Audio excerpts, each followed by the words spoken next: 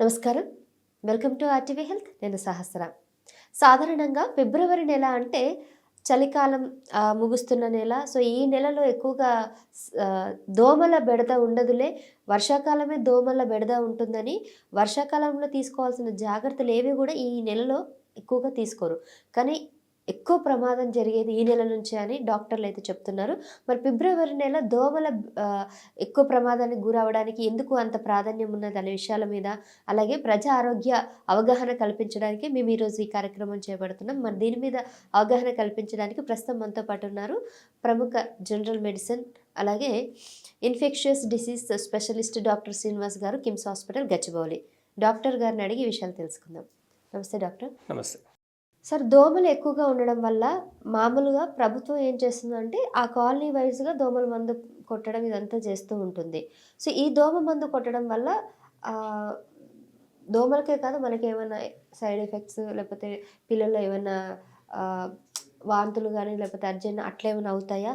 రెండోది, ఇప్పుడు గవర్నమెంట్ ఒకవేళ ఈ చర్యలు తీసుకోకపోతే మనం ఫిబ్రవరిలో సాధారణంగా తీసుకోవాల్సిన జాగ్రత్తలేంటి? డెఫినిట్‌గా దోమల మందు దోమలకే కాదు, మనుషులకి కూడా ప్రమాదమే. సో, అది మందు కొట్టే సమయంలో అక్కడ ఉండకుండా ఉండడం మంచిది. ముఖ్యంగా తలుపులవి వేసుకోవాలి. ఒకవేళ మన ఇంటి దగ్గర అది కొట్టడం జరుగుతున్నట్టే తలుపులు, కిటికీలవి మూసుకోవాలి. ఇది కేవలం ఇంటి బయట ఉన్న దోమలని, అవి పెరిగే బ్రీడింగ్ గ్రౌండ్స్‌ని ఎలిమినేట్ చేయడానికి గవర్నమెంట్ చేసే ఒక ప్రయత్నం మాత్రమే. ఇళ్లల్లోకి ఆ పొగని రానివ్వకూడదు.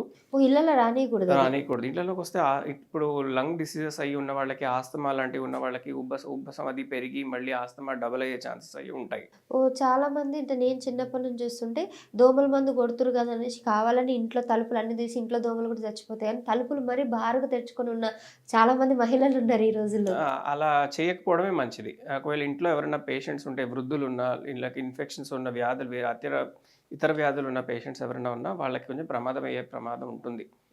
ఓకే. సో, డీడీటీ అనే మెడిసిన్ వాళ్ళు ఏదైతే స్ప్రే చేస్తారో అది మస్కిటోస్‌కి మరియు వేరే ఇన్సెక్ట్స్‌కే కాదు, మనుషులకు కూడా ప్రమాదమే. సో, మనకంటే ఎట్లా అంటే చాలా సివియర్ ప్రమాదమా? ఊపిరితిత్తులు రిలేటెడ్ డిసీజెస్ వచ్చే ప్రమాదం ఉంది. కొంతమందికి కొంచెం మోతాదు ఎక్కువైతే ఇంకా ప్రాణాపాయ స్థితి వచ్చే ప్రమాదం కూడా ఉంటుంది. అయితే ఇప్పుడు ఒకవేళ గవర్నమెంట్ ఈ మధ్య కాలంలో బడ్జెట్ లేదని చెప్పేసి కొన్ని గ్రామీణ ప్రాంతాల్లో ఈ దోమల మందు కూడా కొట్టడం మానేశారు. మరి వాళ్ళు కొట్టట్లేదు కాబట్టి మనం ఫిబ్రవరి నెలలో ఎలాంటి జాగ్రత్తలు తీసుకోవాలి? సాధారణంగా ఈ దోమలకి బ్రీడింగ్ గ్రౌండ్స్ అంటే ఎక్కడైతే అవి మల్టిప్లై అవుతాయో అది ముఖ్యంగా ఫిబ్రవరిలోనే అవుతాయి.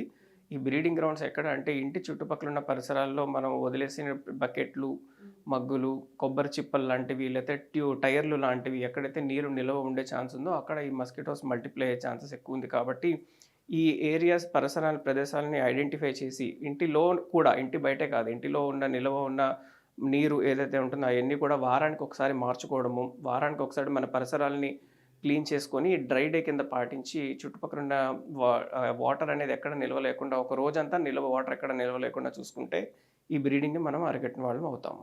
ఈ దోమల మందుది మామూలుగా వాళ్ళు గవర్నమెంట్ ఏ నెలలో మనకి పంపిణీ చేస్తూ ఉంటుంది?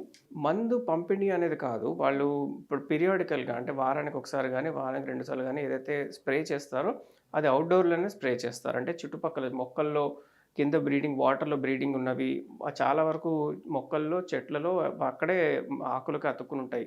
అడల్ట్ అయిపోయిన దోమలు. అవన్నిటిని ఎలిమినేట్ చేసే ప్రయత్నం అది. అదంతా ఏ నెలలో? వర్షాకాలంలోనా లేకపోతే ముఖ్యంగా వర్షాకాలంలోనే చేస్తారు. మాన్సూన్ సీజన్‌లోనే. ఎప్పుడైతే ఈ మస్కిటోస్ బెడద ఎక్కువగా ఉంటుందో జూలై నుంచి నవంబర్ మాసం దాకా ఇవి చేయడం జరుగుతుంది.